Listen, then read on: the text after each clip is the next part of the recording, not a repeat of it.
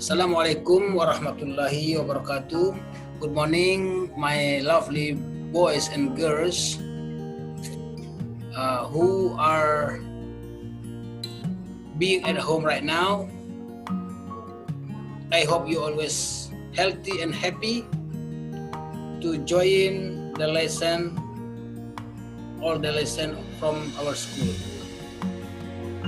Now it is English time. That today we are going to talk about suggestions and obligation. Suggestions means that suatu saran, ya, suatu saran. Kemudian obligation adalah suatu keharusan. Now I want to make it more details. I'm going to share you PowerPoint about the using of suggestions and obligation. Let's see.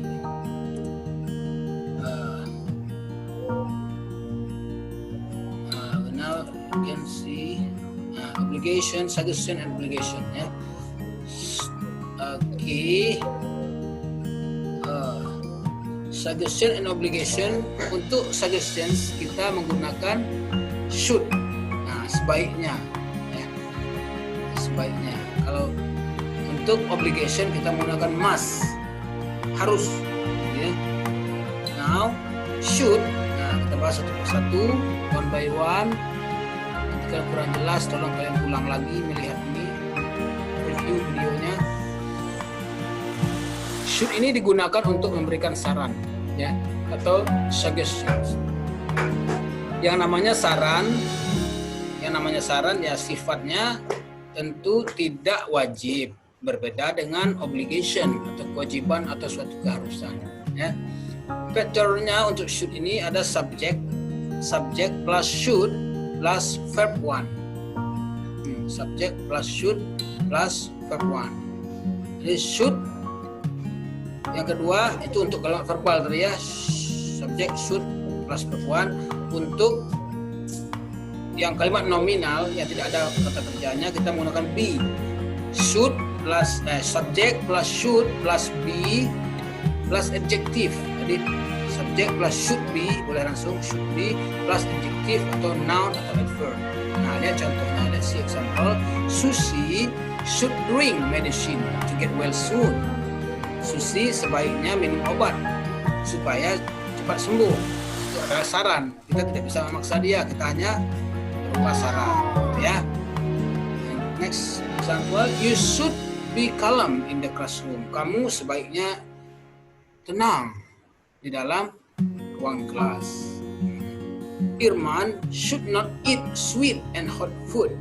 Irman sebaiknya tidak makan makanan yang panas dan manis. Nah, itu adalah suatu saran. Kemudian, you should bring your dictionary. English is the third lesson. Kamu sebaiknya membawa kamusmu. Bahasa Inggris adalah pelajaran ketiga. Kemudian, I should not leave her alone. Saya sebaiknya tidak meninggalkan dia sendirian. Kemudian ada should Gibran do the homework. Apakah Gibran sebaiknya mengerjakan PR? Ya, itu adalah saran. Yes, he should. Ya, sebenarnya sebaiknya dia mengerjakan. Atau no, he shouldn't, tidak. Apakah Gibran sebaiknya mengerjakan PR? Ya atau tidak? Atau should we go to the beach? Apakah sebaiknya kita pergi ke pantai?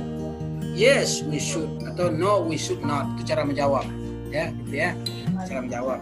Jadi untuk membentuk kalimat negatif kita menambahkan not setelah should.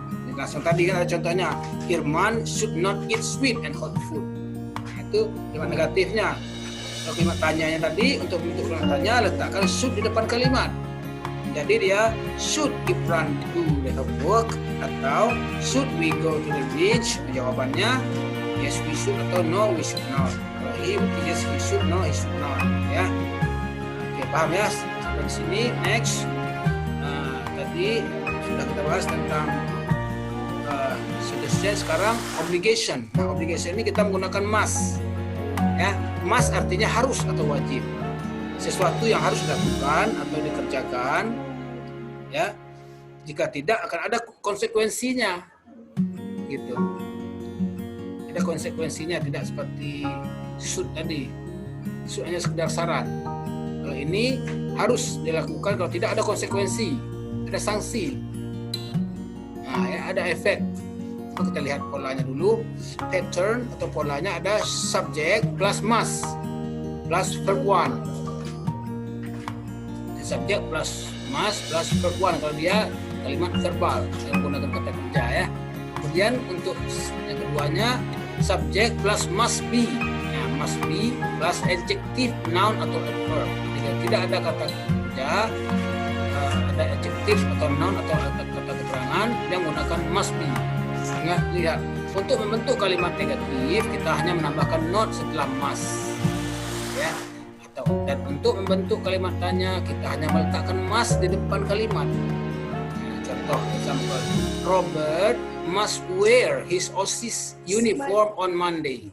Robert harus atau wajib memakai seragam OSIS pada hari Senin. Nah, jika dia tidak memakainya, tentu akan ada sanksi dari sekolah. Apakah dia disuruh pulang atau dia dapat hukuman? Nah, itu berupa ada sanksi. Maka dia must ini sesuatu yang harus dilakukan atau dikerjakan. Ya. Contoh lagi, you must not put on sandals during the school hours. Kamu tidak boleh memakai sandal selama jam-jam sekolah. Ya. Atau they must not be noisy in the classroom. Mereka tidak boleh ribut di dalam kelas. Kalau mereka ribut, itu akan ada sanksi. Guru akan memarahi mereka, ketua kelas akan marah. Ya, sanksinya ada teman lain yang tidak bisa mendengarkan pelajaran dengan baik. Atau she must be on time. Dia harus tepat waktu. Nah, kalau dia tidak tepat waktu, kemungkinan dia akan ketinggalan pelajaran guru menerangkan. Atau kalau dia kerja, dia tidak tepat waktu, kemungkinan dia akan dipecat oleh bosnya. Nah, gitu ya. Nah, ini must itu suatu keharusan. Kalau tidak, akan ada sanksinya. Ya, anak-anak ya. Kemudian must be obey. Must we obey the school rules? Apakah kita harus mentaati peraturan sekolah? Makanya tanyanya ya kan. Jawabannya yes we must. Ya, kita harus, wajib. Atau no we must not. Kita tidak wajib. Cara menjawab. Di sini sudah ada contohnya, mana yang kalimat positif. Nah, contoh Robert must wear his uniform on Monday, positif. Untuk kalimat negatifnya, you must not. Kalau menambahkan not aja sudah must. Put on sandal during the school hours. Untuk kalimat tanyanya, must taruh di depan. Jadi must we obey the school rules? Yes we must. No we must not. Ya, paham ya? Saya rasa itu aja pelajaran kita hari ini tentang suggestions and obligation, tentang saran dan suatu yang keharusan. Untuk saran kita menggunakan should, untuk obligation, keharusan kita menggunakan must.